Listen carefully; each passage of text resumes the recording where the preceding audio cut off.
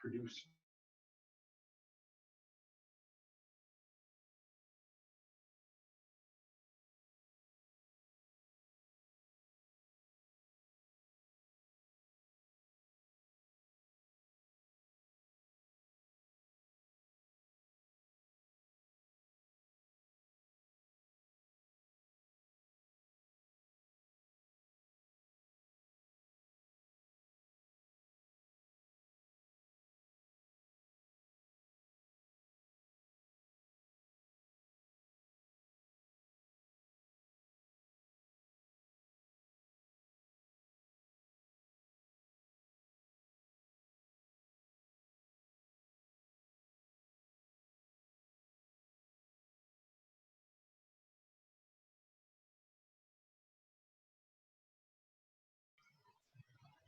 Okay. So here we are, natural solutions for emotional well-being. And thank you all for being here. I really appreciate it. This is a subject near and dear to my heart, so I've really been looking forward to this class. This is me, yay me. I'm a licensed acupuncturist at HealthFit. I've been practicing for about 7 years. It's a second career for me. I've got a master's degree in acupuncture and oriental medicine, board certified in herbal medicine, and I am currently also part-time faculty at National University of Health Sciences in their acupuncture department. And I've got a list there of some of the things that I treat. I love what I do. I'm very passionate about it. And I actually have a real passion for this subject. My husband and I have 4 kids, one of whom about 17 years ago was diagnosed with 4 different mental health disorders. And so all of what we're talking about tonight, I have seen up close and personal in my own home. So I've seen it from the standpoint of someone dealing with a person who is dealing with these things and what they go through, and talked in depth with that adult child a great deal about their struggles and what has helped and what has not helped. So this is coming not only from a clinical perspective, but also from someone who's seen it at home. All right, so just FYI, tonight's class is the first in a series of 3 free online classes I'll be teaching. The one that's going to come up next is about your immune health, simple ways to keep your immune system strong. I think the actual name of it is keeping your immune system strong. So that's coming up in a few weeks, also on a Thursday, October 15th, 6 p.m. via Zoom. And we're going to go over other things you can do at home to help keep your immune system strong in this upcoming cold and flu season. As we all know, that's more important than ever to have your immune system as strong as you can. So we'll go over things that you can do at home above and beyond what many people know about using echinacea or elderberry or apple cider vinegar. We're going to talk about lifestyle and behaviors that can affect your immune system for better or worse. And we're also going to talk about how your immune system actually works, so you have a better understanding on the whole. And then the class 3 is going to be the safe and effective use of essential oils. This will not be about selling you essential oils at all. This is just general information on the safe and effective use of them. I use them all the time in my acupuncture practice. We use them all the time in my home. And there's a lot of misinformation out there and people who are promoting overusing essential oils. And so I really want to talk about safe and effective use of them so you can use them and not worry about it. Okay, so that's going to be October 29th, before the holidays hit. All right, so this class is here just to provide an overview of a lot of the options that are available for you to help yourself. I am a big proponent of educating patients and helping them understand what they can do at home to help themselves. I think feeling empowered, feeling like there are things in your control that you can do for yourself to help yourself manage your own issues is huge in helping a patient heal. And if you're doing that in conjunction with the information you're getting from healthcare providers, this makes it so much easier for you to heal in whatever it is that you're dealing with. So the idea is that you'll walk away from this class with a bunch of ideas for things that you might try. And if one or two of those don't work the way you think they will, or you just aren't enjoying doing them, you've got other options to go back and try something else. So we're going to cover anxiety, stress, depression, and post-traumatic stress. And I just want to point out, if you've been diagnosed with these are not necessarily life sentences. Just because you've been diagnosed with chronic anxiety doesn't mean this is going to be a problem for your entire life. It may become so well managed that it isn't a problem. Same thing for any of these. Some of them are more difficult problems to work with than others, but that, again, it doesn't mean it's a life sentence. It means it's something that can be managed. It's just finding a way that your body responds to that you can manage it. So we're going to talk about acupuncture and acupressure, mostly acupressure, because heaven knows you're not going to do acupuncture on yourself at home, right? Essential oils, deep breathing, meditation, heart math, yoga, nutrition, tai chi, light therapy, gratitude, gardening, and grounding. Many of these you've heard before, and I'm going over them again anyway, because a lot of us need to hear things 7, 8, 10 times before we actually think, you know, maybe I should try that. And there may be information that's available in this class that you didn't understand why it worked, or that there actually was research behind it, or, you know, maybe it's just time to give that thing a second chance, because, you know, maybe it didn't work when you tried it before, but, you know, if you know a different method, maybe it'll work for you better in this new way. All right, so first, what's the difference between stress and anxiety? So stress is just a mental state or an emotional reaction, tension resulting from some kind of difficult circumstance. We all have stresses, and heaven knows 2020 is just pregnant with stress. It's everywhere we turn around, which is one of the reasons I wanted to do this class. And it's aggravating this year. It's aggravating a lot of people's existing anxiety and depression. So stress is just your body's reaction to a situation, basically. Anxiety is actually an emotion that's characterized by feelings of tension or overthinking, and even physical changes like increased blood pressure. And some of these symptoms might be recurring intrusive thoughts or concerns, like you're overthinking things a lot, constantly happening. They may avoid certain situations out of worry or fear. They may have physical symptoms like sweating, trembling, dizziness, rapid heartbeat. I can't tell you the number of patients I've had come in with anxiety, and the first time they got diagnosed with it, they had gone into the emergency room thinking they were having a heart attack because the heartbeat was feeling so out of control. And they were given Xanax or some other kind of anti-anxiety, and it immediately calmed down, and that's when they realized they had a problem with anxiety. So anxiety can result in very physical symptoms. So here's general anxiety disorder is a very common diagnosis for people with clinical anxiety. So here's some of the symptoms you can have with that: restlessness, fatigue, worry. You can even get muscle aches and soreness. Your concentration may be shot, really irritable, difficulty sleeping. And, you know, any one of these can be also a symptom of something else. It's looking at the big picture where you get this as a diagnosis. Okay, so sad and depressed. There's a big difference between these two things as well. We've all felt sadness at different times. It's a reaction, again, to a situation that can cause tremendous upset or pain.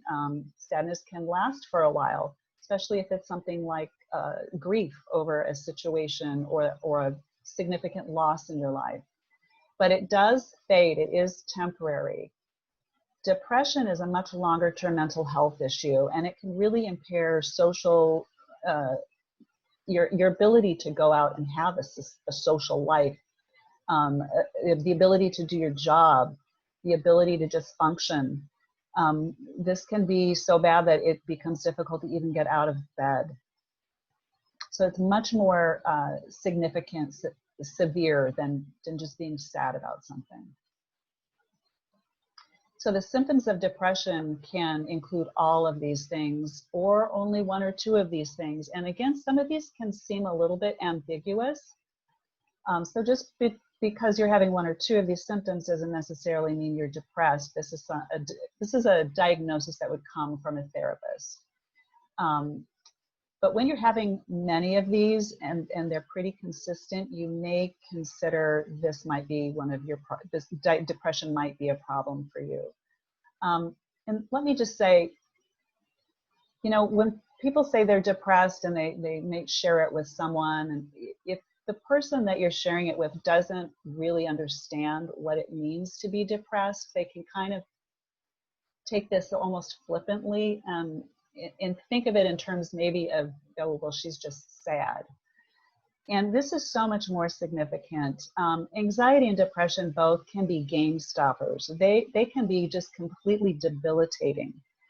And so if this is you, if you're really, really struggling with this, you are not alone, and there are ways you can help manage this. Depression is one of those things that does take longer to respond to many things. No matter how you're trying to manage it, it does take a little bit more time. So it unfortunately does take some patience, but this is manageable. It's just finding the right combination of things for you. Every person's depression is different. People's symptoms are different. How they react to drugs or to different techniques to use are different. So don't compare yourself to someone else either. What works for one person is not necessarily going to be the magical fix for you. Trauma and post-traumatic stress. So this can occur in people who have experienced or witnessed a very traumatic event, and it can be many things. There's a lot of people that are probably getting post-traumatic stress right now with all these wildfires going on out west, or the hurricane and flooding that are happening in the southeast of this country right now. It can, a serious accident can cause it, witnessing or being a victim of a terrorist attack or war, rape, if you've been threatened with death, any kind of sexual violence or serious injury can result in this. And the symptoms can include disturbing thoughts that are caused by feelings that are related to your experience. And it can happen, it can even start years after the initial traumatic event occurred. You may be reliving the event through flashbacks or nightmares periodically or often. You can feel sadness or fear, anger, detachment or estrangement from other people, disassociation from life. You may be avoiding people or situations that remind you of the event. And when you have post-traumatic stress, many people with it are also dealing with anxiety and depression.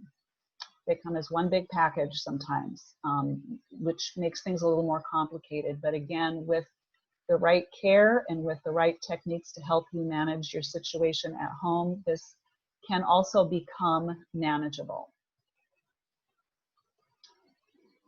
So as you can see, there are tons and tons of symptoms that you can get with post-traumatic stress. And this can become very, very overwhelming for people, and overwhelming at home for those that they live with.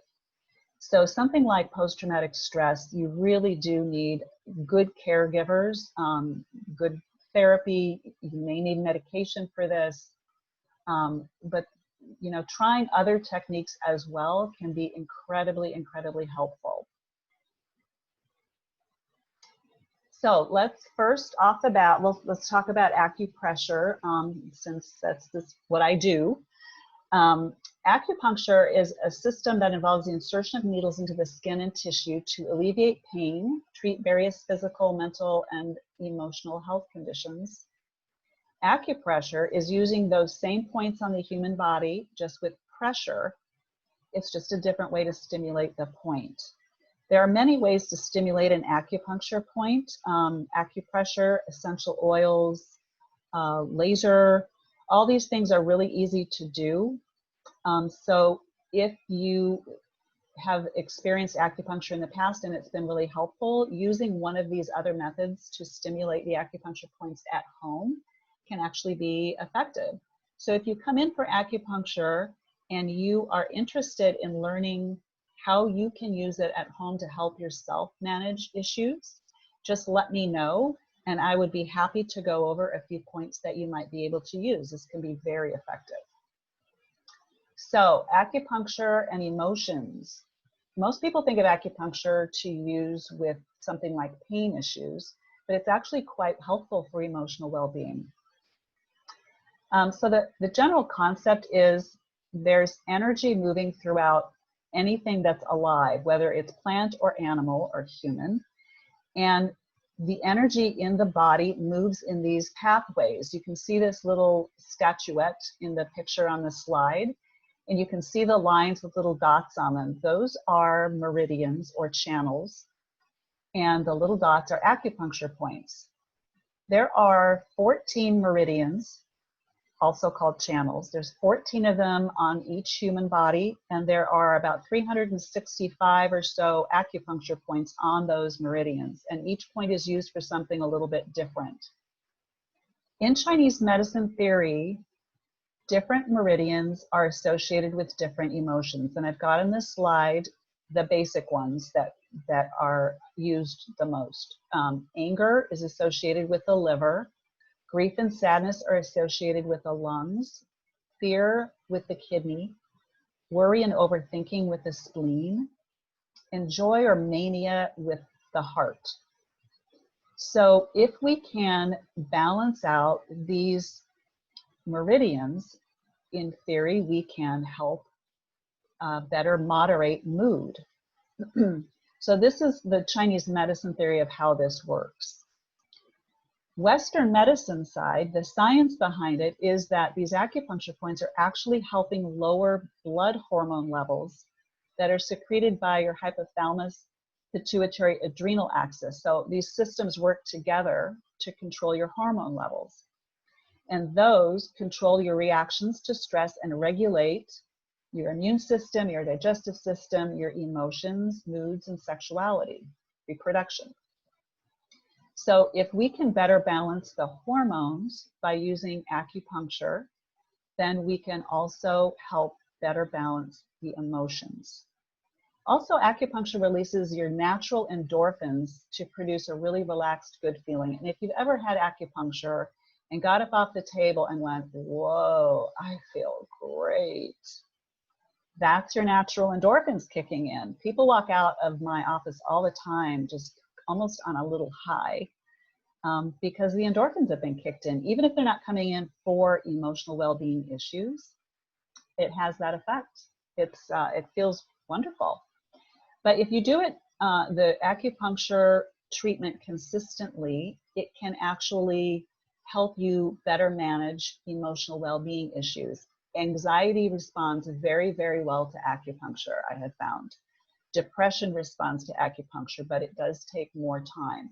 Post-traumatic stress responds to acupuncture. All of these things we're talking about tonight respond to acupuncture. Stress responds really well to acupuncture. And likewise, if you're using acupressure, it can also help you manage these issues. It doesn't stimulate the points as strongly as the acupuncture does, but it will stimulate those points. And especially if you want something to use between acupuncture sessions, you may help yourself better balance your emotions more quickly with the addition of the acupressure at home between appointments. So I have a 3-year master's degree because it was a really intensive program. And it includes about 1,000 hours of clinical supervision. And then I had to take board exams and was certified by the National Certification Commission for Acupuncture and Oriental Medicine. And then I was able to apply for my state license to practice. If you're not in our area and can't come to see me, this is what you need to look for when you look to find a good acupuncturist. Just an FYI. So I use essential oils all the time for many, many things. And I've found that they're quite good for helping people manage emotional issues. They can be really helpful. And I'm going to show you this video. It's actually taken from doTERRA. I'm not a proponent of multi-level marketing. I have used doTERRA oils. They are good oils. I'm not real fond of how they do business, but they do have some good oils. But this video is a really good explanation of what essential oils are. So I thought this was a great place to start. So here we go.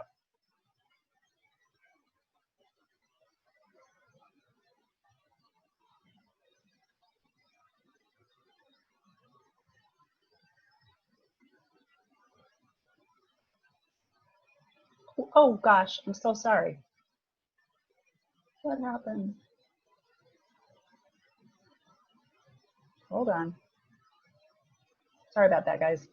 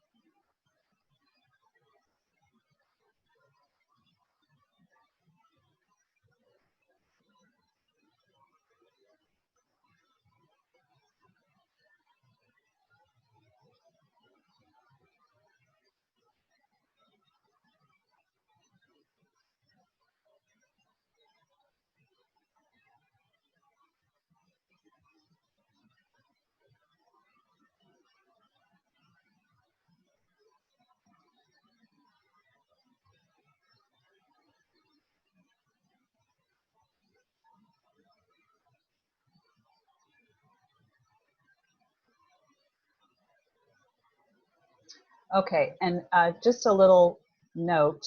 I am not a big fan of ingesting. I am totally in for the diffusing and the topical use. Ingesting can get dangerous and people can sometimes get harmed doing that. So they're suggesting ingesting. doTERRA is really big on it, but I'm just going to say I'm not a big fan of that.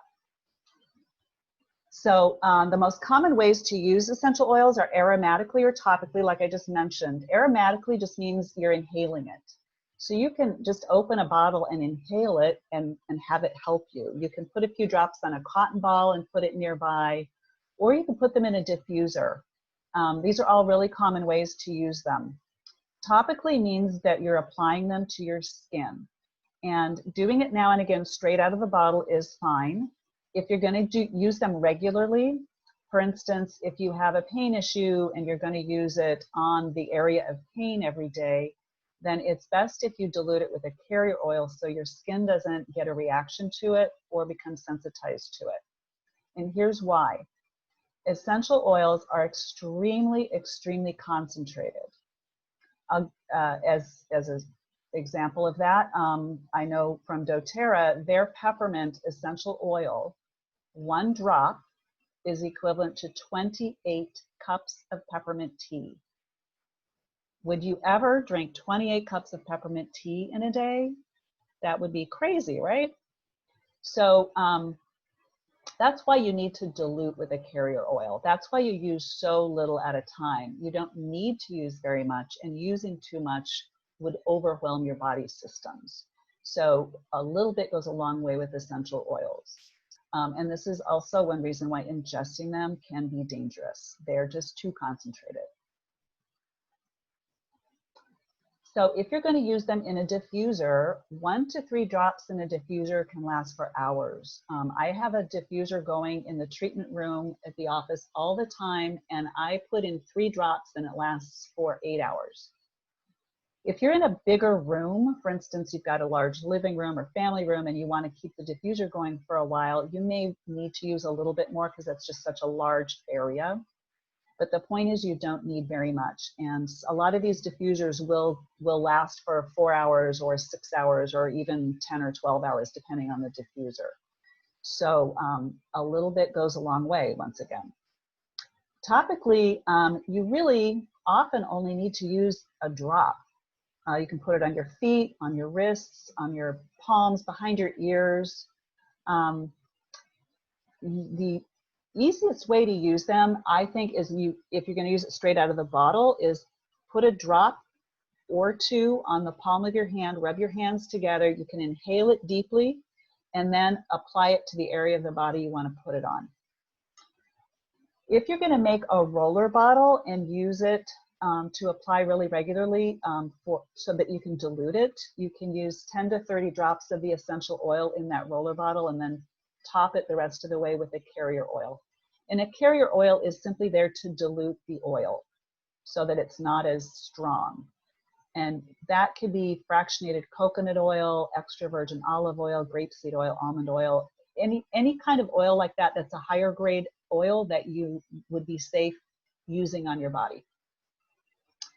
I use fractionated coconut oil a lot of the time because it's inexpensive and super easy to use. And that's available actually on Amazon, like everything. Everything's available on Amazon. So if you want to get some fractionated coconut oil to use for that, that works fantastic. So some of the essential oils for anxiety, that's a pretty good list, right? There's also a blend called Calm Spirit. That's a blend that we have in the office to sell. It smells very nice. You can smell the lavender in it. These are great. You can use these on your wrists, on your chest. Actually, if you tend to get anxiety symptoms that include a rapid heartbeat, or you feel pressure on your chest, heaviness on your chest from the anxiety, putting the calming essential oil on your chest can be great. That's a great way to use it. For anything emotional related, inhaling it deeply can be really powerful because that activates the signals in your brain more quickly to help balance out the issue more quickly. So if you need quick calming for anxiety in one of these, or maybe you have a blend, opening up that bottle and taking 3-4 deep inhalations might be a really good start, and then you can put some on you. So you can use a blend of these. You can make up your own blend. You can buy ready-made blends, and you can experiment a little, find ones that you really like and try putting them together and see what works for you. Like I said before, what works for one person may work better for somebody else. And sometimes it's a matter of smelling a few of these and deciding, if you really like one much more than another, then that may be the one that's the most effective. I've found with many people, they'll tell me ahead of time, oh, I really like this scent, I really like this scent, I really like that scent. And then when we go through the list of things that might be beneficial, guess what's on the list? It's those things that they really like the scent of. It's kind of like your body knows what it needs. So you can experiment around a little bit. And just FYI, if you come in and see me and you're interested in using essential oils, but you're not sure which ones you want to use, we can talk more in detail, and we can look up some ones specifically for you and your specific issues that might be more beneficial rather than just trial and error. So these are for depression. So these oils can promote energizing, invigorating, warming, elevating your emotions. So these are great for depression or sadness or grief. And I have a person that I know quite well who's been dealing with chronic depression for most of their life and has been on medication most of their life to help manage it. And, you know, as with many emotional related issues, oftentimes those antidepressant or anti-anxiety medications help, but there's still a lot left over that needs to be addressed. There's still an amount of depression or anxiety that you're still dealing with even on the medication. So not too long ago, I gave this person some essential oils to put together in a roller bottle and said, you know, try putting this on once or twice a day, just in the inner arch of your foot, and see how it goes. And after the first week, they got back to me and said, you know, I am definitely sleeping better. So I'm feeling a little bit better, but I haven't noticed any change in the depression. And a week or two after that, I heard from them again, and the difference was amazing. They said, I'm sleeping better.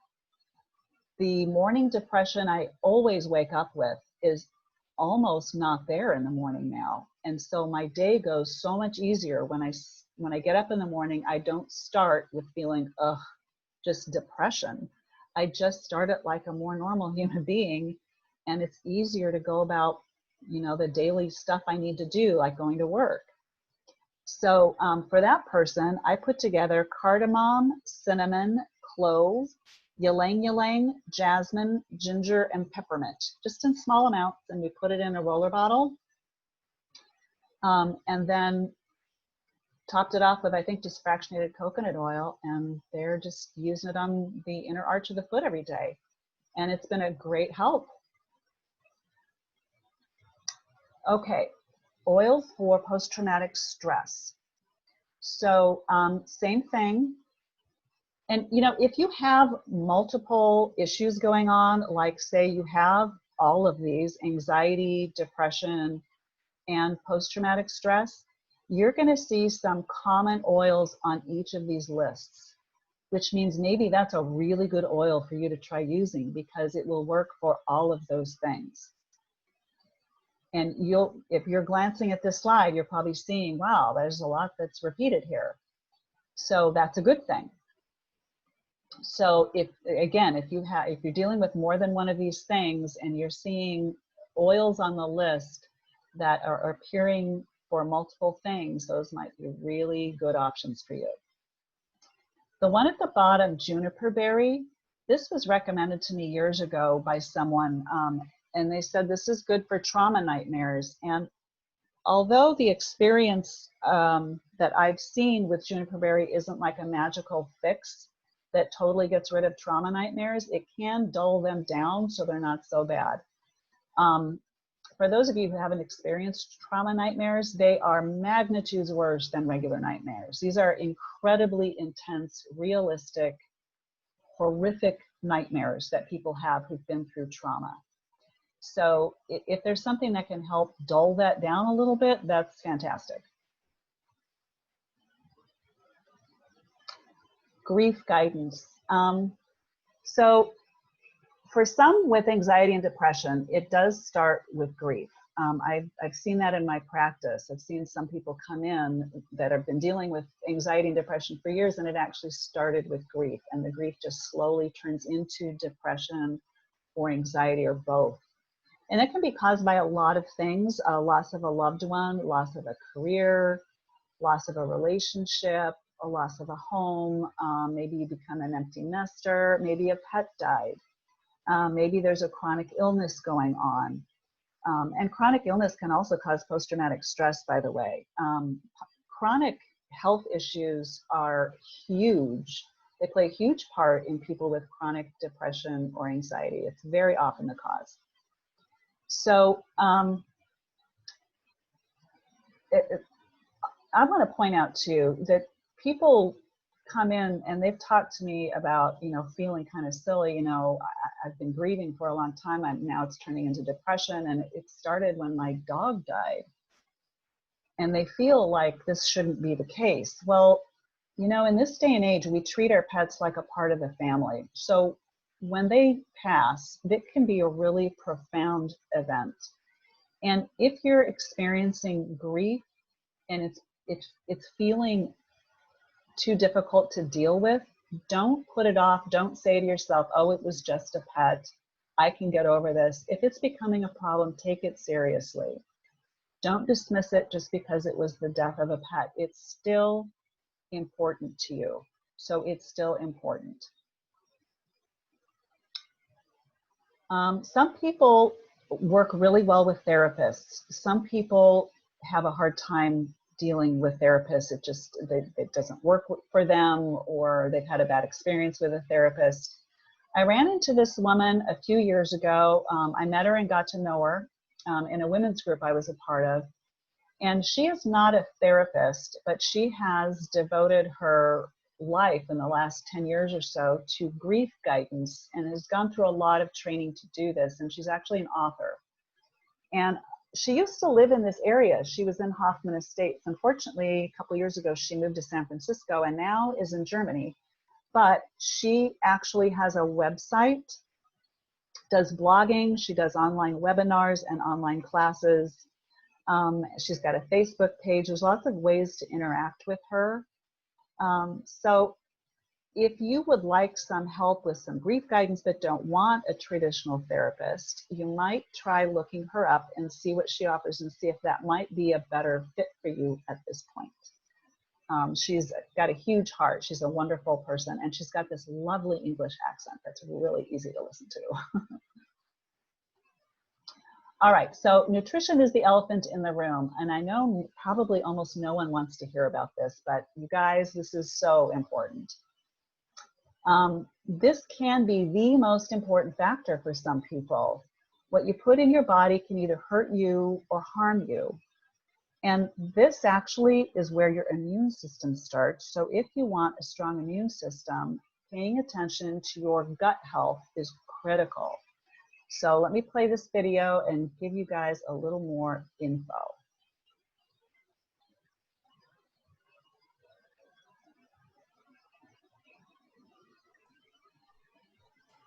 Kathy, I'm sorry to interrupt, but there has not been any sound on the videos. What? No, we're not hearing any sound on the videos. Sorry to interrupt. You're kidding. No, that's okay, because that's completely not helpful if you can't hear the sound. I don't know why you can't hear it.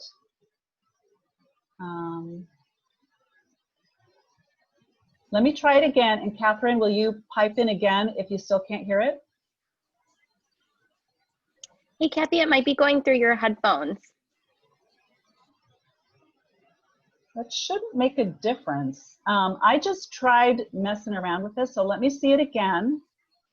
And then if that doesn't work, I will take off the headphones and see if that works, okay? Thank you so much, you guys, for letting me know.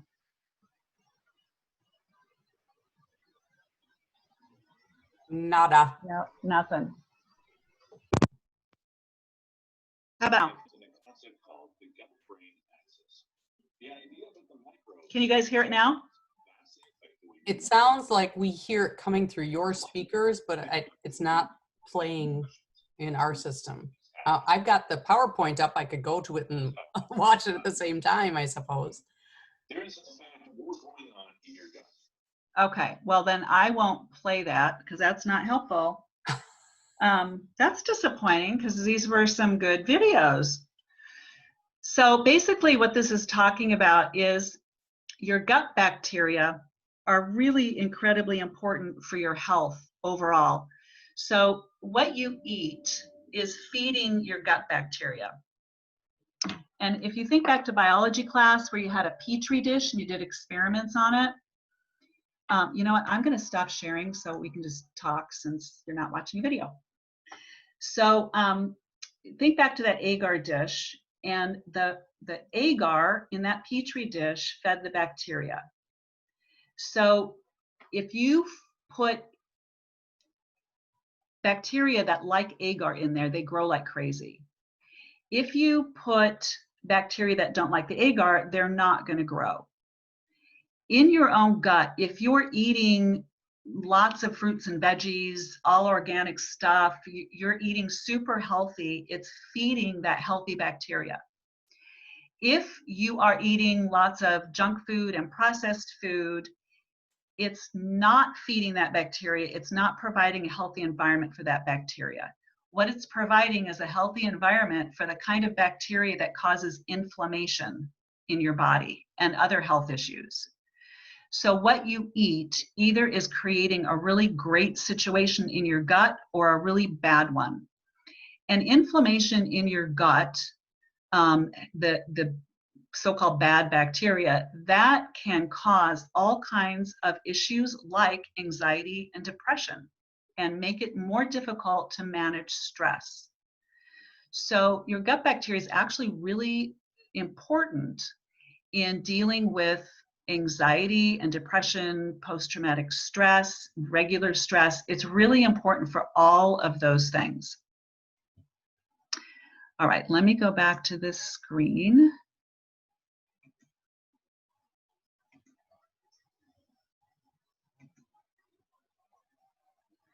So when this is what I was talking about, and the inflammation affects your brain and emotional health, and the biggest cause of that is sugar, refined sugar, not the regular good sugar that comes from fruits, but refined sugar. And it's in almost every processed food we buy, from canned tomatoes to cereal. It's in everything. And if you look at imaging taken of the human brain on cocaine versus the human brain on sugar, the brain lights up more on sugar than it does cocaine. So if you're wondering why it's hard to give up sugar, that's why. Now, just a little side note, geranium essential oil does help reduce sugar cravings. Isn't that cool? So you can get a little geranium essential oil, put it on the inner arch of your foot, and help yourself kind of tone back on that sugar.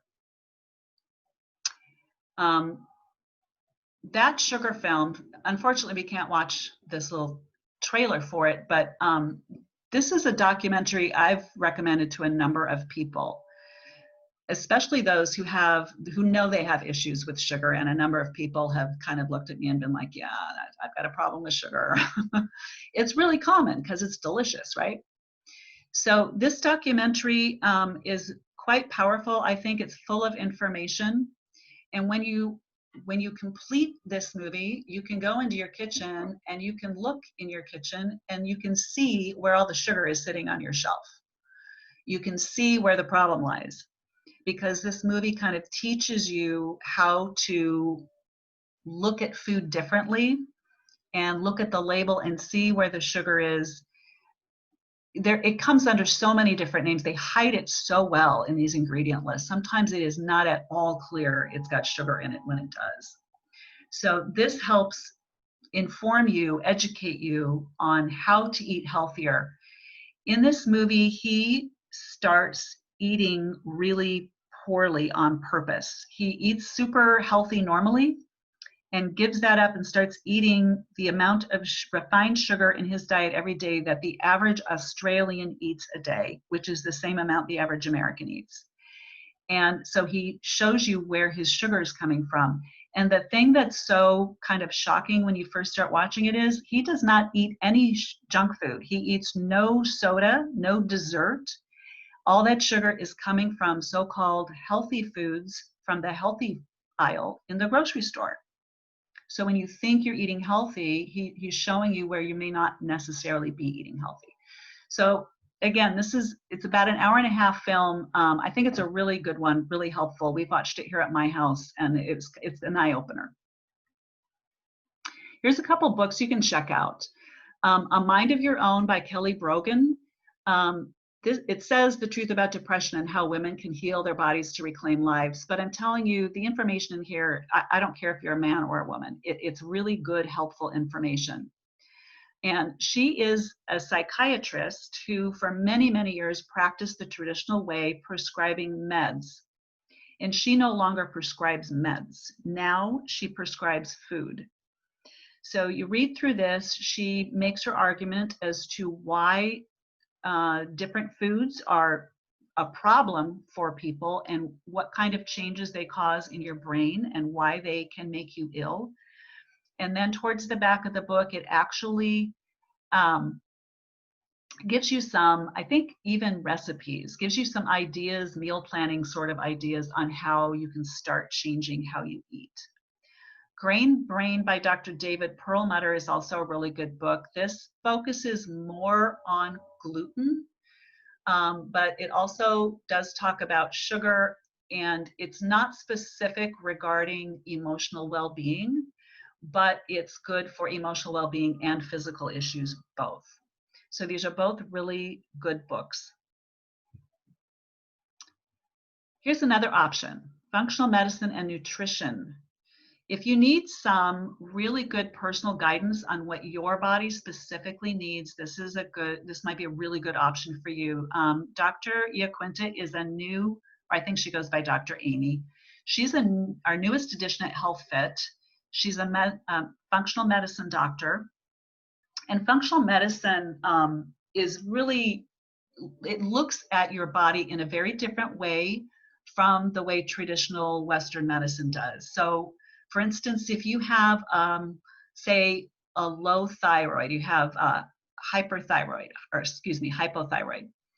and you go into the doctor, they do a blood panel, and they look at that blood panel and say, yes, your levels are low, we need to put you on thyroid medication, and then bingo, you're on thyroid medication, probably for the rest of your life. In functional medicine, the doctor would take a blood panel that's far more extensive and get not only the information that the first doctor got, but additional information on how the systems that feed into the thyroid functioning are working. And what they're looking for is why your thyroid levels are low. What can we do? So right now we need to get your levels higher. So we're going to give you some kind of thyroid medication, but we also need to start looking at why this is happening so we can fix the problem. So that's how functional medicine works. So she might be a really good option for many of you to talk more in detail about what your body is needing for your nutrition to be better balanced and healthier both physically and emotionally. So deep breathing. This is an easy one, right? Everybody breathes all the time. So deep breathing is actually really incredibly helpful. So it diminishes tension, releases oxygen to your brain, lowers your blood pressure, releases endorphins and toxins, strengthens your immune system, increases energy and concentration, and brings you back into the present moment. And there's an app for that. So box breathing is an app. Calm, those are both apps for your phone. Calm also is actually mainly meditation. But I think box breathing is just for deep breathing. And what's nice about having an app on your phone is if you're in a situation where all of a sudden your anxiety is getting amped up, you can just pop open this app on your phone and follow the guidance on the phone app to breathe in and hold the breath and breathe out. And breathe in and hold the breath and breathe out so that you don't have to think. Because when people get really amped up with anxiety, even to the point of having an anxiety attack, your brain kind of shuts down. You're not really thinking well anymore. And so if you're at that point trying to come up with an option to help yourself, that's not the best time, right? The obvious stuff may not even be coming to you at that point. So if you've got an easy thing to do on your phone, that's an easy thing to jump to. So there is no sound with this. So, whoops. Oh, it's not going to let me even do it at all. There we go. So this is just an example. I actually got this on YouTube, and YouTube's awesome. It's got tons of stuff for free. So if you're in front of a computer doing work and you start having a problem, maybe you can just switch over to something like this. And this is a 10-minute video. We're not doing it for 10 minutes, just for a few minutes, just so you can get an idea what it is. And up at the top, you see it says 478 Calm Breathing Guide. This is a technique. You breathe in for 4 seconds, you hold it for 7 seconds, you exhale for 8 seconds. So why don't you try breathing along with this and feel the difference.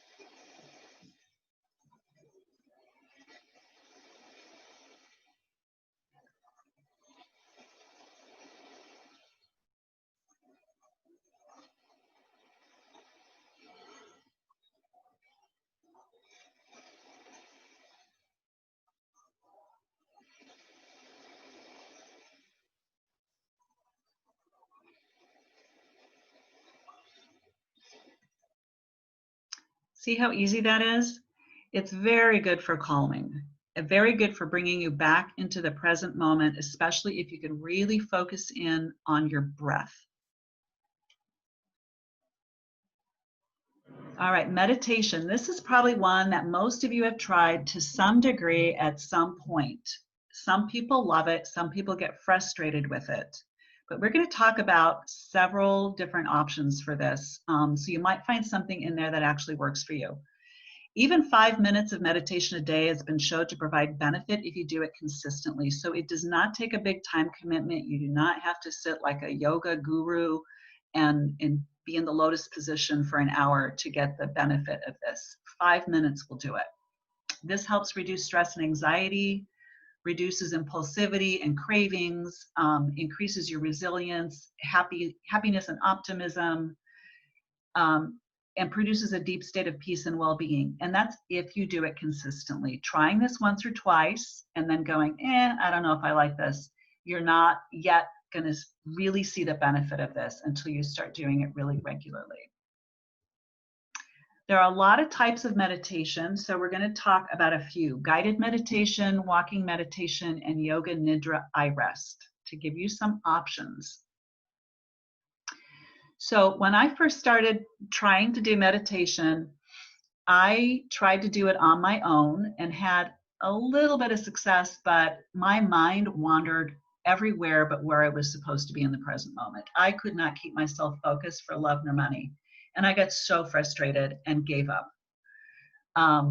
Years later, I discovered guided meditation and found it incredibly helpful.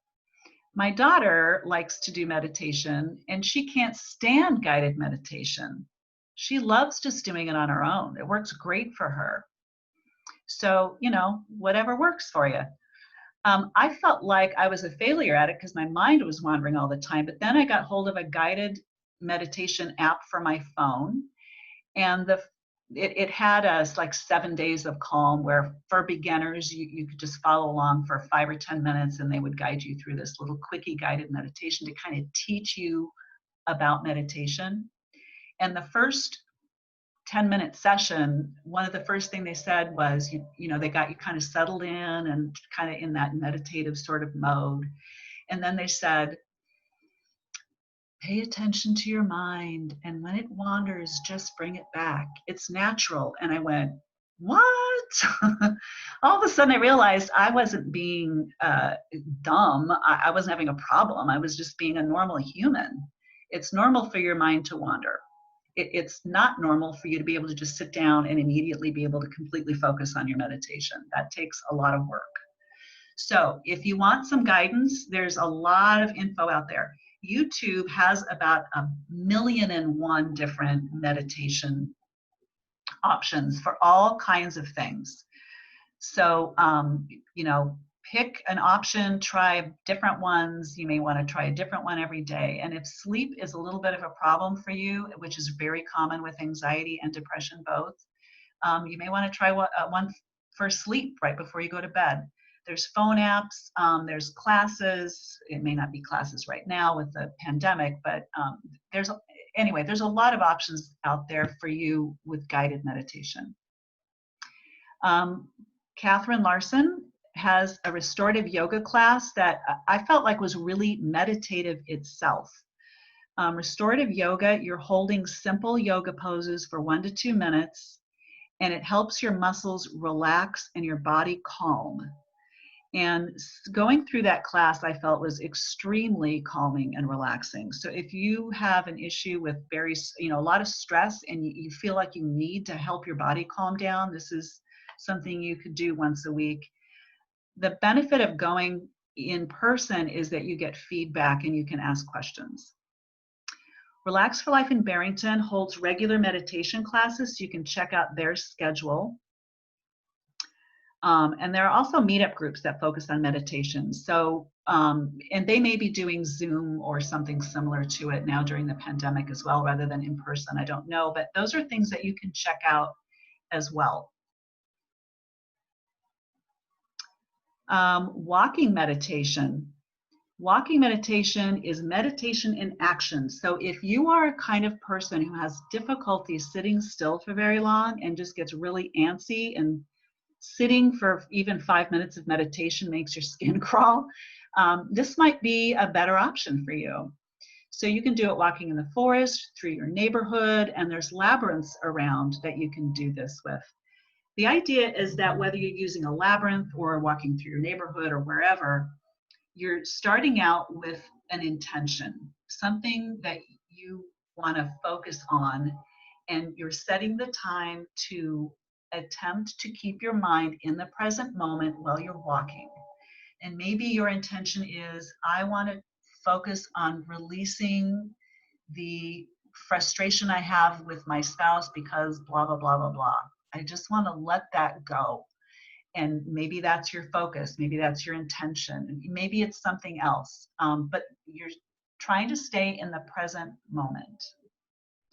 Labyrinths are all over the place. You might be surprised. I put a website on there. It's a labyrinth locator. I looked up, I'm in Palatine, so I looked up a 10-mile radius around Palatine and found 11 within a 10-mile radius of where I live. Several of them are at churches. Probably need to call ahead and find out and make sure when they're available to go in. These are really kind of magical. I've walked through several of them, and there's something kind of magical about setting an intention and standing right at the threshold of the maze and saying to myself, I'm setting the intention for whatever it is, and then really focusing on it and silently walking through that labyrinth. I don't know what it is, but it's very calming. It's very meditative. So again, if you prefer to have something where you're actually doing rather than sitting still, this is wonderful.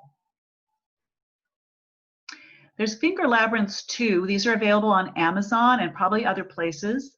It's still meditative, and it's something you can do from home if you want to. You put your finger in it, and you set an intention first, something you want to focus on, and you set your finger in there and slowly, slowly move it through the labyrinth. You're not in a race, you're going slowly. Walking meditation.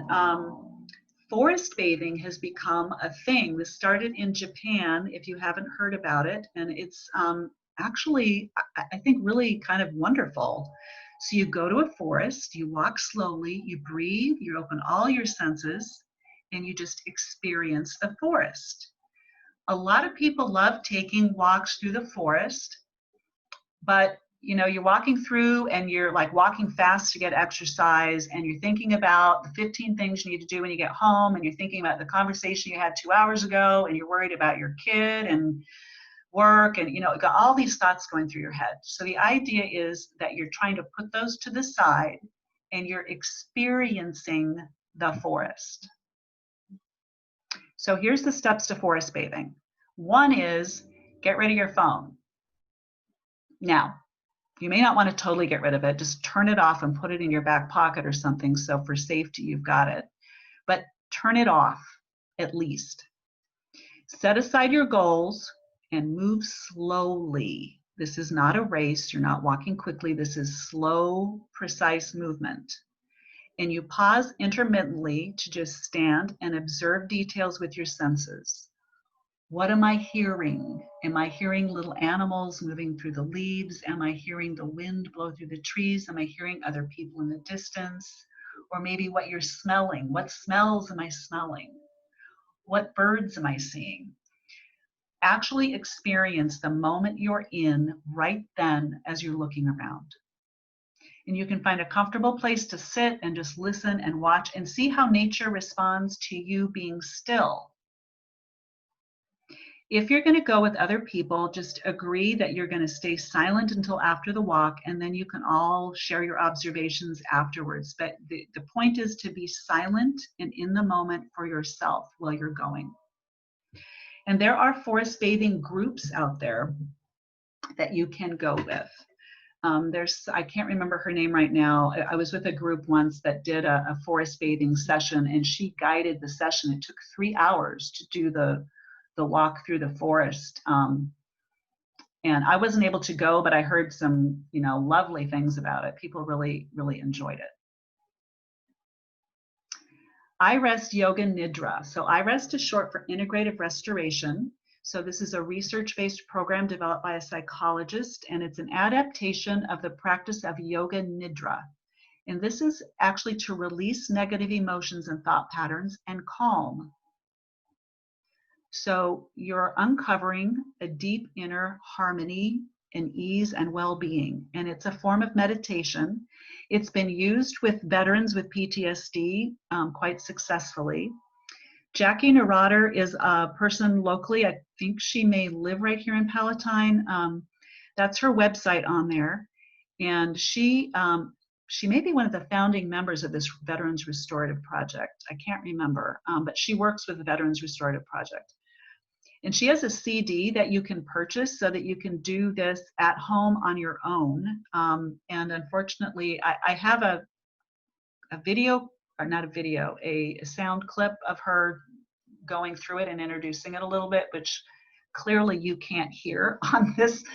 So we won't do it, but you can look up her website and see where I think the CD is listed right on the website that you can order it, but you can look things up, learn a little bit more about iRest Yoga Nidra. It's kind of another form of guided meditation. But, like it says here, this has been really good for helping release negative emotions and thought patterns, which, whether you have anxiety or depression or stress, that is a really easy thing to get stuck in. Negative emotions and thought patterns, really easy to get stuck in. So this is a really nice way to counteract that a little bit. So if you're interested in meditation and you would like to learn more ways, there is actually an upcoming day where you can go spend the entire day learning to relax and getting a recharge. This is at Relax for Life in Barrington, Quiet Reflection and Meditation Retreat, Sunday, October 11th. And I've done this myself. So they're doing this in person, but they're also offering it as a Zoom class, so you can attend from home. I did this a few years ago, and it was fabulous. I enjoyed it so much. I actually didn't know when I went that we would be in utter and complete silence all day. So that was a little bit of a surprise. I wasn't sure I was going to like that, but I'm telling you what, by the end of the day, I got in my car and I started my car up and the radio came on and I could not shut that thing off fast enough. I was not ready to come back to the world yet. It was so rejuvenating, so calming and relaxing to just spend the day in meditation. It was wonderful.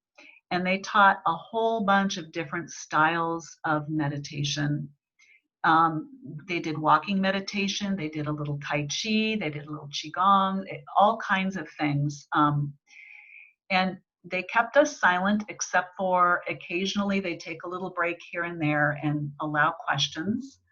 They have you bring your lunch, and during lunch you are also not allowed to talk, and you're supposed to meditate as you're eating, meaning you are focusing on your food and giving gratitude for the food you are eating. And you're supposed to very intentionally eat every bite of your food. So, this may not be something you want to do all the time, clearly, but this is a great kind of once a year regrounding yourself, coming back and remembering what other options are out there for meditation, or as a beginner, learning what all these options are and experiencing them. So meditation versus mindfulness. Probably all of you have heard about mindfulness, and so let's talk about the difference. Mindfulness is just paying attention and noticing and being present in the moment when you're doing something. When you're actively mindful, you're noticing the world around you, your thoughts, feelings, behaviors, your movement, the effect you're having on other people. You're in the here and now, and moving all those 1,000,001 things going on in your head to the side. Meditation is a very intentional practice where you sit down and for a period of time, you're focusing inward and trying to increase your calmness and your focus and your awareness and your balance. This can be anywhere from a minute to hours, but it's very different from mindfulness. In a few minutes, we're going to be talking about grounding techniques, and those grounding techniques go right back to mindfulness. They're a technique to do mindfulness with. Heart math. I wish that we had the option for the video on this. So I'll do my best. So heart math is an institute. This is all based on research. I was introduced to heart math as an option for helping with emotional well-being by a psychologist who loves to do research on different techniques she can teach to her clients. And this was one she taught to a lot of her clients. So the concept for this is that your heart and your brain both emit very subtle electrical waves. And when your heart and brain are in coherence, when they're calmly working together, you are in a calm state. When you're worrying and fretting and stressed and anxious, they're not in coherence. Your brain waves are going really fast and your heart waves are going completely different amplitudes than your brain waves are, and they're completely out of coherence. So this is a technique where it's almost trying to get you into meditation, but not quite. So they're talking about using deep breathing and focusing on imagining your breath coming in deeply into your heart, and talking about imagining a calm, lovely place you like to be, or holding a beautiful baby that you love, or being with someone that you love, or something that evokes wonderful, good, positive emotions in you. And breathing in through the heart, and this will bring your brain and your heart into coherence. So that's the concept. The gizmo they have, the M-Wave 2, is a little gizmo to help teach you what that feels like. So it's giving you biofeedback. So you see how his thumb is holding this little gadget? His thumb is on a little device that is getting readings into the M-Wave 2, and it's measuring the coherence between your brain and your heart. And so it's red when you're not in coherence, it's blue when you're getting more in coherence, and it's green when you are in coherence. So you can get immediate feedback as to how well you're in coherence and calming. The advantage to this is that you can see whether or not your body's actually responding. And this can help you understand what it should be able to feel like to be calm. Sometimes we forget. For those that are anxious all the time or a lot of the time, you may not even realize when you're getting calmer. I mean, I know that sounds silly, but you're so in the habit of the anxiety that this can help teach you what it feels like to get there, because you can see when you're there on the gizmo, and you can get in the habit of what that feels like when you are in coherence. So it's kind of a teaching tool, and because it's so small, it'll fit in your purse or your pocket. If you feel like you need to take it somewhere because you know you're going to get a little ramped up and you want a little help trying to calm back down, this is something that's convenient to take with you. I actually had a patient for quite a while who used this really, really regularly. That patient was prone to anxiety, and they used this every day to practice getting into coherence, to kind of set the tone for the day and help them get in the habit of being calmer. And when they were having more difficulty staying in coherence when they were using this gadget, they knew it was time to come back in and see me a little more often. So it was really good feedback for that person. There's several options for heart math. There's one that is a computer program downloaded into your computer. And I think you get a little gadget with it too that you can hold. I think it attaches to your earlobe to take the measurement, and then it goes into the computer and feeds into that system. There's the little M-Wave 2 that I was just showing you, and then there's another one that works with your phone. So yeah, a lot of options for that. And there's several books on using it for specific things. So anxiety, depression, and heart math for better sleep. And they got some significant clients because this is research-based stuff. And medical clinics and hospitals don't use things unless they're research-based. So, you know, there's definitely something to this. Yoga for anxiety, depression, and stress. So the practice of yoga can be really, really helpful to ease the symptoms of all of these things. So you're transferring the focus and attention to your body and breath. And the breath part of this is really, really, really important. I feel like that's a lot of the reason that this helps so much.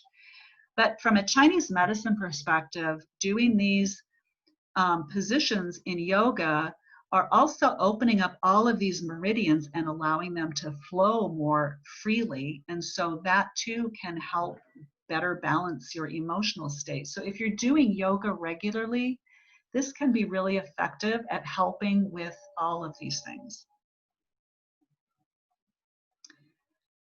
Yoga for sleep. So I know you can't see this. Sleep, like I mentioned before, that's a huge issue with depression and anxiety both, and post-traumatic stress. And so if you need help sleeping, you can look YouTube videos up online. There's yoga for sleep that'll take you through some poses. Usually the poses that are good for sleep are really, really simple, like the one that you see the woman doing there. You're just lying down. There's actually, I saw a video, it was a 10-minute video for yoga for sleep, and it was yoga positions that you could do in your bed. I mean, how easy is that? And then you just turn off the computer or the phone or whatever and just turn out the light and go to sleep.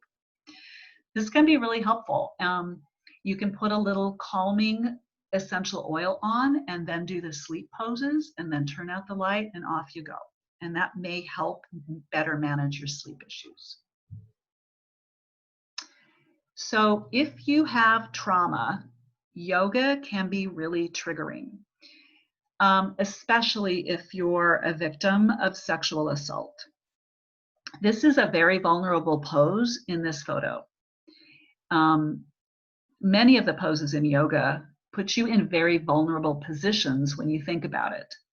So for those who have been through trauma, regular yoga may not work. Can you imagine being the victim of sexual assault and being in a class with men and women both and having people behind you, in front of you, and to the side of you all in this position, and you're in this position? I mean, that could be incredibly triggering. 60% of men and 50% of women have experienced at least one trauma in their lives. That includes accidents, assault, combat, disaster, all kinds of things. So there's 44.7 million people in this country with post-traumatic stress. Not everyone that goes through trauma develops post-traumatic stress, not by a long shot. But post-traumatic stress is far more common than you would probably like to think. If you're in a yoga class with a whole bunch of people, chances are there are many of the people in that class that are dealing with post-traumatic stress of some kind. Trauma-informed yoga helps trauma survivors develop a greater sense of mind-body connection and ease their psychological experience of trauma and gain a greater sense of ownership over their bodies and a feeling of well-being. Now, most especially for victims of sexual assault, even trauma-informed yoga in a class might not work. I met Teresa Dufair a few years ago. Her specialty is her specialty is therapeutic trauma-informed yoga, and she does one-on-one sessions. So if this is an issue for you or someone you know, and you would really like to do yoga but have felt that it just wasn't possible, you may want to consider her. There are probably others like her around. She's just the only one I personally know. You can also do, there's probably trauma-informed yoga on YouTube, for all I know. I haven't, Googled that, but it's very possible it's out there. Just for yoga in general, if you've never attended a class, the risk is that if you do the positions incorrectly, you can injure yourself. So when it's safe to go back to yoga class, and I know some yoga classes, some yoga studios have adjusted and are now offering classes again, socially distanced, all the safety protocols. So there are beginning to be classes held again. And I would strongly suggest, if you've never taken a yoga class but are interested, that you start with classes so you learn how to do the positions correctly. And then if you don't like going to the classes and would prefer to do it at home, you can, but at least you have a better idea how to correctly do those yoga positions. People do get injured from yoga from doing the positions incorrectly. If you have physical limitations, going to a class and learning from the yoga instructor on options for you to accommodate your physical limitations is really important. So just an FYI. So again, the restorative yoga with Catherine Larson, that's a great option. This is the one yoga class that we're doing at Health Fit right now. And like I said, it's really, really calming. So if you want a nice end to your day, I highly recommend it. Light therapy boxes. So this is mainly used to treat seasonal affective disorder, which is a form of depression, and it usually occurs in the fall and winter every year because the nights are longer and the days are shorter. So light therapy boxes just mimic light from the day, and you can use them next to your computer while you're working. You can, sit and read like this woman is doing with a light therapy box. They come in all different shapes and sizes and prices. You can order them on Amazon. But these can really help for seasonal affective disorder. And that time of year is coming up. So if this is you, this might be a nice option. I want you to be aware that you might want to talk with your healthcare provider about choosing a good one for you. If you also have bipolar disorder, you definitely want to talk to your therapist or your doctor, because too much exposure too fast can actually induce mania symptoms, which you absolutely do not want to do. So definitely consult a therapist before starting to do this. If you have past or current eye issues like glaucoma, cataracts, or some kind of eye damage from diabetes or some other way, you want to get advice from your eye doctor before starting this. But anybody can order them. So there's options here as low as $30 going up to almost $200. So there's a wide price variety and size. Coloring, you guys, I know this is simplistic, but this is really calming. I'm going to tell you something. So I have got so many coloring books, you guys, pens, colors. I love coloring, and I sound silly when I say it, but I totally love coloring. It has the same effect as knitting or crocheting or mowing the lawn. Repetitive work that lets your brain just kind of go is really beneficial. So whether it's coloring or something else, do it. It's so helpful.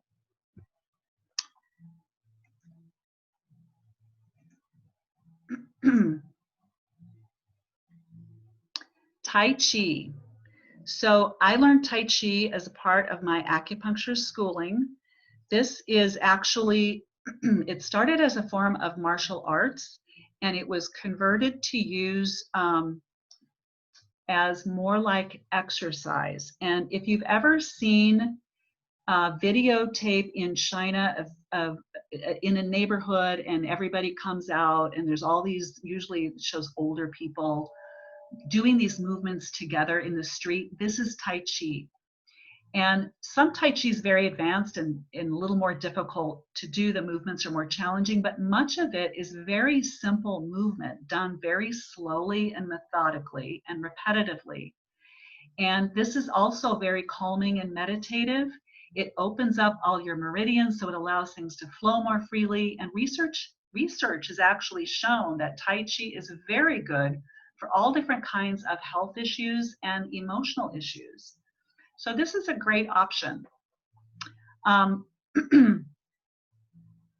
There are online Tai Chi classes that are free, or you can donate, because this Tai Chi Foundation is a not-for-profit organization.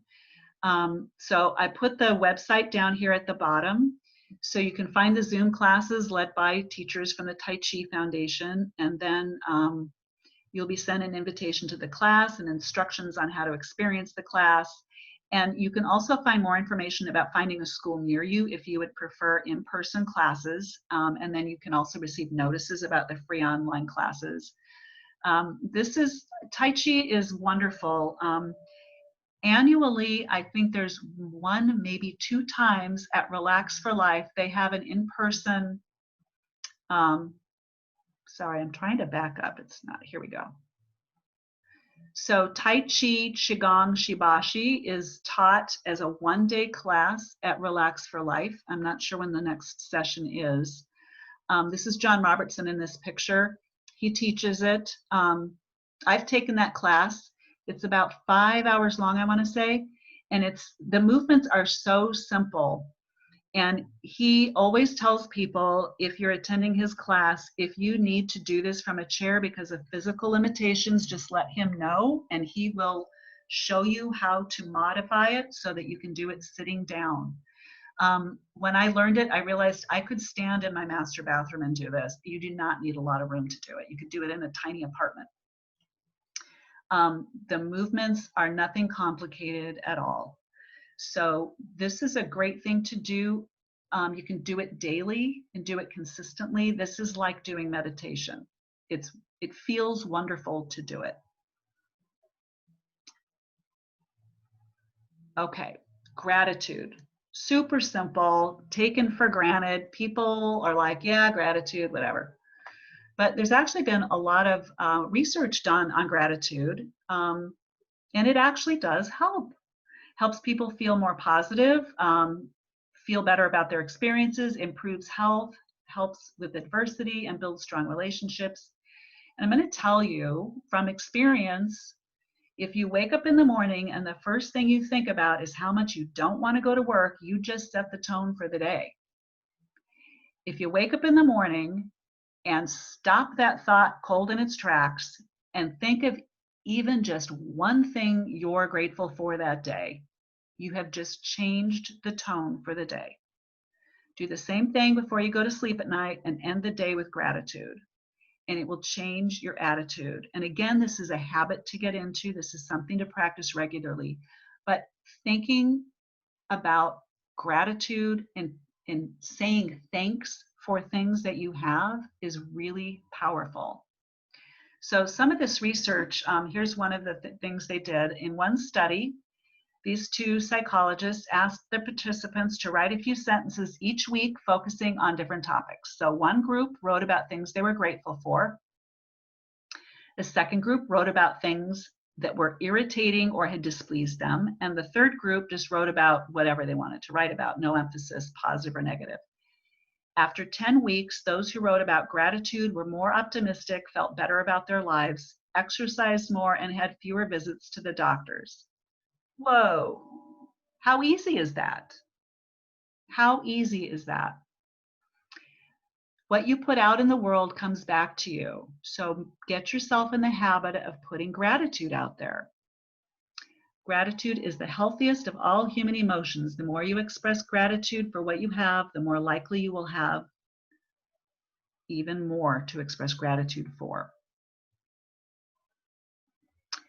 So I'm going to take this off share really quick. So I didn't have a chance to put this in the slide, but there's a book. It's backwards in what you're seeing. I know it's called The Magic. It's by Rhonda Byrne. The first name is R-H-O-N-D-A, Rhonda, and the last name is B-Y-R-N-E, Rhonda Byrne.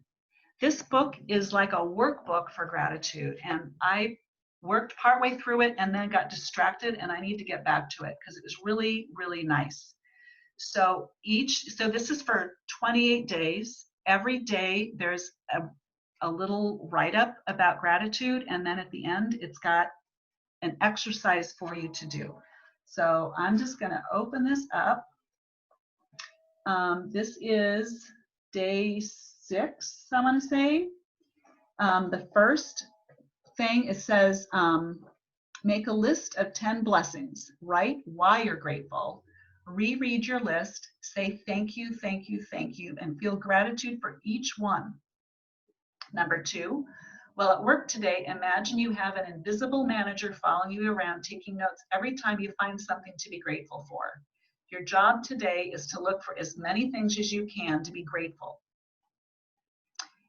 Number 3, have your manager make a note each time you find something you're grateful for, your manager being you, by saying, I'm grateful for, and then fill in the blank, and feel as grateful as you can. Number 4, just before you go to sleep tonight, say the magic words, thank you, for the best thing that happened that day.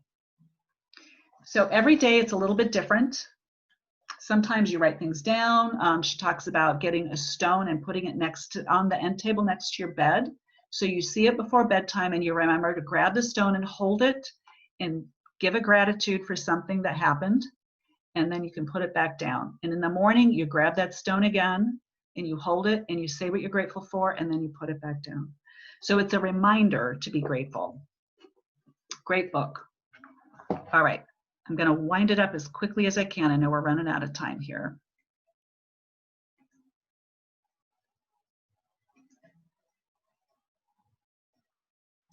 Okay, grounding. So this has to do with your feet on Mother Earth.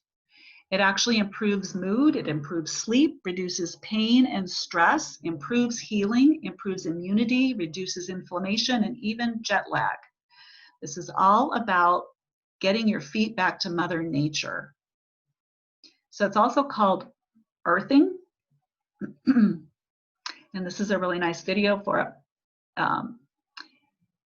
grounding in general that you can't watch. Sorry about that. In a small study on grounding and heart health, 10 participants were grounded using patches on the palms of their hands and soles of their feet. Blood measurements were taken before and after grounding to determine changes in red blood cell fluidity, which plays a role in heart health. The results indicated significantly less red blood cell clumping after grounding, which suggests benefits for cardiovascular health. Another study looked at the role of grounding post-exercise muscle damage. Blood work indicated grounding reduced muscle damage and pain. So it may influence healing abilities. And here's another one, study on grounding for pain reduction and mood improvement. 16 massage therapists alternated between periods of grounding and no grounding. Before grounding therapy, physical and emotional stress and pain were common side effects of their physically demanding jobs. After the earthing therapy, pain, stress, depression, and fatigue were all reduced. Feet on the ground. But we're about to go into the time of year when we can't put our feet, not our bare feet, on the ground during the winter. So what do? There are products out there, if you like the idea of grounding or you've experienced this before and you really enjoy it.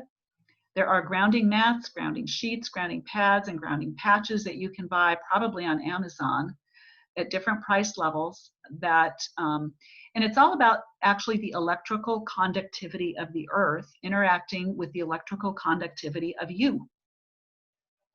And so these devices are there to mimic that electrical conductivity and have a similar effect for you. And I was watching an interview with Deepak Chopra not that long ago, and he apparently keeps it in his travel room. He always has one with him when he's traveling so that he can ground every day. So these can be really nice options. They plug into the grounding part of your wall socket. So that's easy. And even easier is when you can go outside and do it in the nicer weather, right? Get your bare feet on the ground. Even just like 10 or 15 minutes is all they're saying you need, is just 10 or 15 minutes. So these are grounding techniques for calming, totally different from just grounding with Mother Earth. Grounding techniques refer to techniques many counselors teach their clients to help them calm down regarding anxiety and panic and trauma. And earlier, I was mentioning we'd get back to grounding exercises that had to do with mindfulness, and this is what they are. So they're just simple ways to distract your mind and bring it back to the present moment. So if you're having a panic attack or an anxiety attack, or your anxiety is just ramped up, this is the 5-4-3-2-1 technique. You look around and find 5 things you can see, 4 things you can touch, 3 things you can hear, 2 things you can smell, 1 thing you can taste. This is just about getting you back into the present moment instead of panicking about stuff that isn't in this present moment. So this can help. If this doesn't help you all the time, that's okay. It may help you some of the time.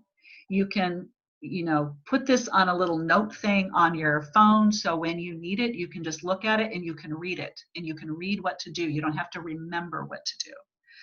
A lot of this stuff is difficult when you're having a panic attack or anxiety attack. So just remember, use the note function or save it on a PDF or something in your phone so that you can just look at the list and follow the directions. So you don't have to use your brain. You just read it and do what it says to do. Grounding techniques for calming continued. So here's another option.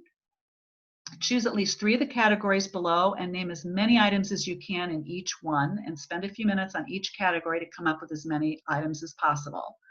Name some movies, some countries, some books. You just go down the list and think of things in them. And again, it's just a silly little technique, but it works. Here's body awareness. First one, you take 5 long, deep breaths through your nose and exhale through puckered lips.